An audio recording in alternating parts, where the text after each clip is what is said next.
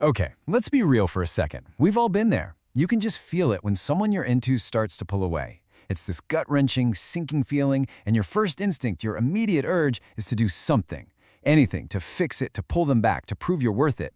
But what if that very instinct is the whole problem? I want you to really think about that. When you feel that space growing between you, is your gut reaction to charge in and close the gap? Send another text, make another call, try to set up another date? If you said yes, hey, you're definitely not alone. But here's the hard truth. That instinct is almost always the very thing that pushes her away even faster.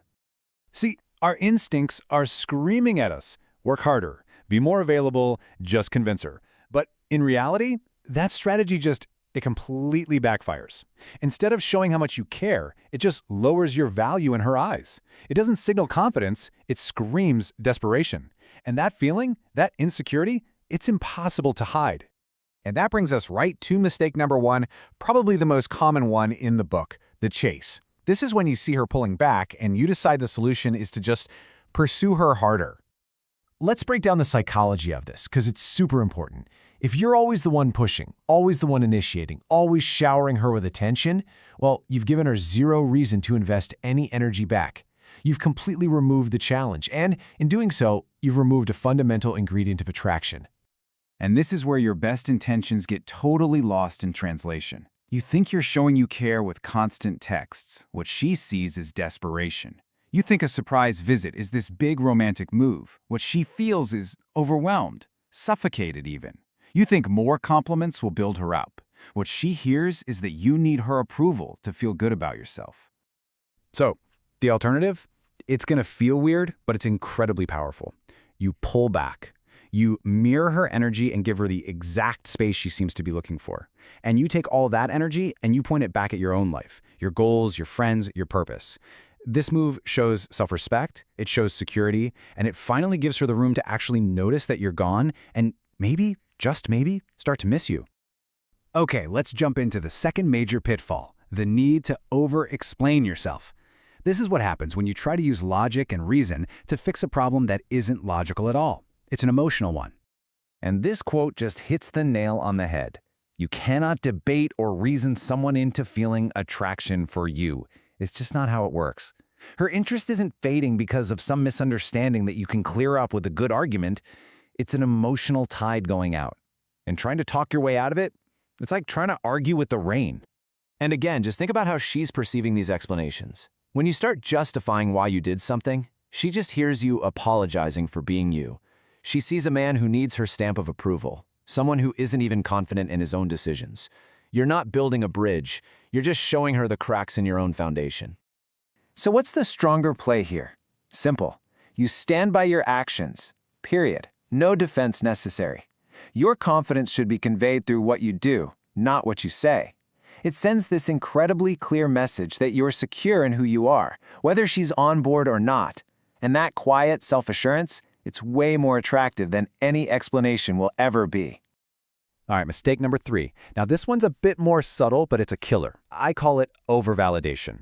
This is the trap you fall into when you just shower her with constant compliments, thinking that if you just tell her how incredible she is one more time, she'll finally see it and feel more connected.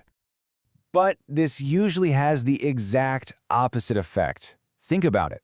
When praise is handed out like candy, it loses all its value. It starts to feel insincere, or even worse, it feels desperate. You're putting her on this high pedestal, creating this really unattractive dynamic where you're the worshiper and she's the goddess.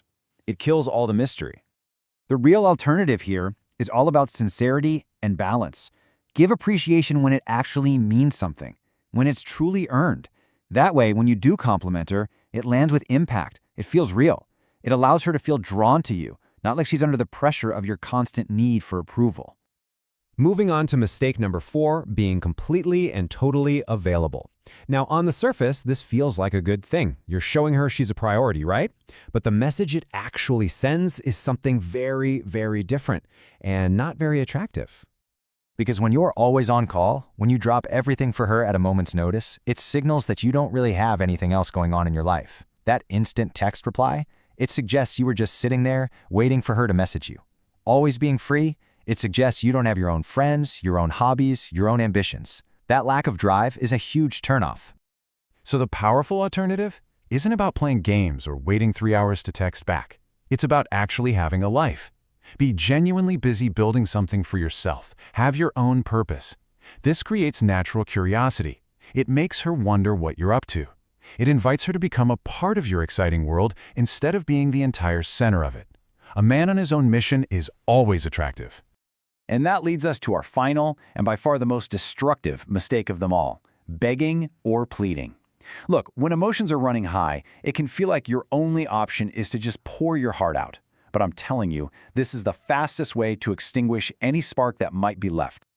This quote absolutely nails it.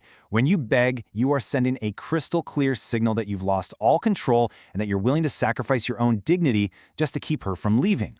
It basically confirms her decision to pull away by showing a total lack of the strength that she was probably attracted to in the first place. Let's just be brutally honest about how this is perceived. When you plead with her to stay, she sees a loss of self-respect. When you pour your heart out in a desperate way, she feels overwhelmed.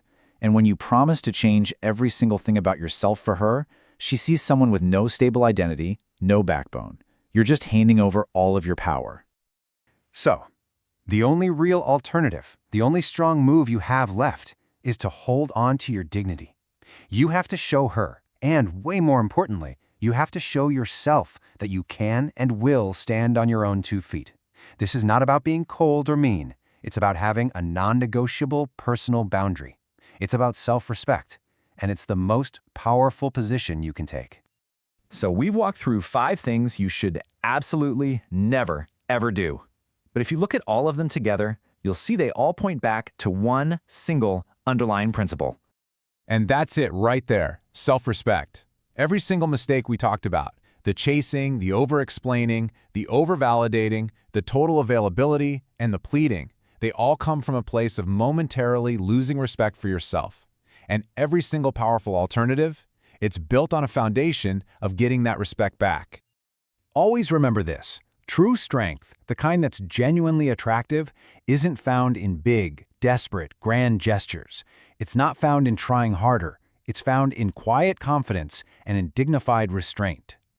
So in the end, it really all comes down to this choice.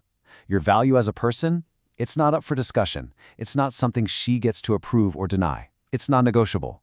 The only real question you have to answer, the one that truly matters, is the one you ask yourself. Are you willing to stand by that value no matter what?